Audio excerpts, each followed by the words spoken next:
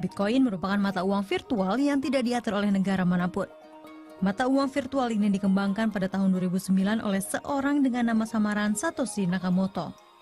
Yang membedakan Bitcoin dengan mata uang pada umumnya, Bitcoin hanya tersedia di dunia digital.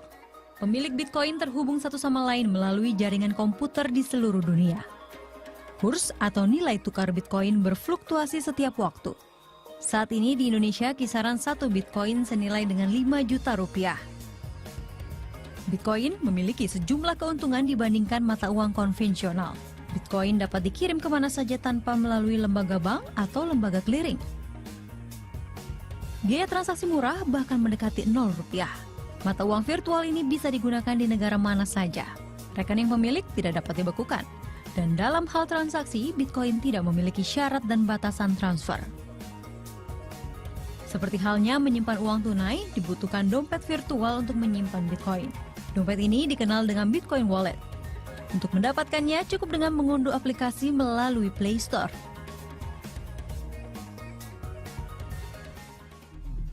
Bitcoin itu adalah sebuah protokol keuangan, di mana protokol itu sifatnya nggak ada server. Jadi antar pengguna bisa saling terhubung satu dengan lain. Ya, jadi agak berbeda dengan e-money, agak berbeda dengan e-banking. Karena protokol ini berdiri sendiri-sendiri, terdesentralisasi tanpa diatur oleh siapapun. Salah satu pengguna Bitcoin adalah Teddy Fresnel. Teddy yang sehari-hari berprofesi sebagai karyawan swasta ini mulai mengenal Bitcoin sejak 2 tahun silam. Teddy lebih mengutamakan penggunaan Bitcoin-nya untuk investasi. Saya yang pertama untuk transaksi, jadi seperti forex untuk trading. Nah, misalnya saya beli Bitcoin hari ini, katakanlah satu Bitcoin itu 3 juta. Nah, kemudian saya ikuti perkembangan tentang Bitcoin, kemungkinan minggu depan itu bisa harganya melonjak lebih tinggi, misalnya 5 juta. Nah, kalau saya beli 3 juta, kemudian saya jual 5 juta, berarti saya untung 2 juta. Nah, seperti itu aja. Kemudian untuk kehidupan sehari-hari, Bitcoin juga bisa dipakai untuk misalnya beli pulsa, ngisi pulsa, kemudian pulsa listrik. Selain diminati oleh orang Indonesia, Bitcoin lebih dulu diminati oleh warga asing. Salah satunya Gary Dykstra, warga Amerika Serikat yang sudah menetap di Bali selama 2 tahun ini mengenal Bitcoin sejak tahun 2011. Berbeda dengan Teddy yang memilih Bitcoin untuk investasi, Gary lebih memilih Bitcoin untuk transaksi pembayaran. Well, you can use Bitcoin just like any other kind of money, but you walk around with it on your phone. So you don't have to go to the ATM, you don't have to carry around cash. But if you ever lose your phone, you can still recover your Bitcoin. So it's, in a way, it's better than cash, it's more convenient. Bali menjadi pusat peredaran Bitcoin di Indonesia. Bahkan di Pulau Dewata sudah tersedia vending machine khusus Bitcoin yang terletak di kawasan Kuta dan Ubud, Bali.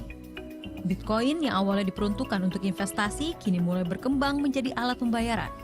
Beberapa situs jual beli online bahkan menawarkan jual beli villa di Bali dan Lombok dengan menggunakan Bitcoin. Selain itu, beberapa outlet di Bali juga menerima pembayaran dengan Bitcoin. Salah satunya rumah makan di kawasan Ubud, Bali. Kemudahan menjadi alasan penggunaan Bitcoin sebagai alat transaksi. It's really simple. We have a QR code on our computer screen. And someone with Bitcoin in a wallet just comes with his handphone and he scans that QR code, and payment and transaction is done immediately.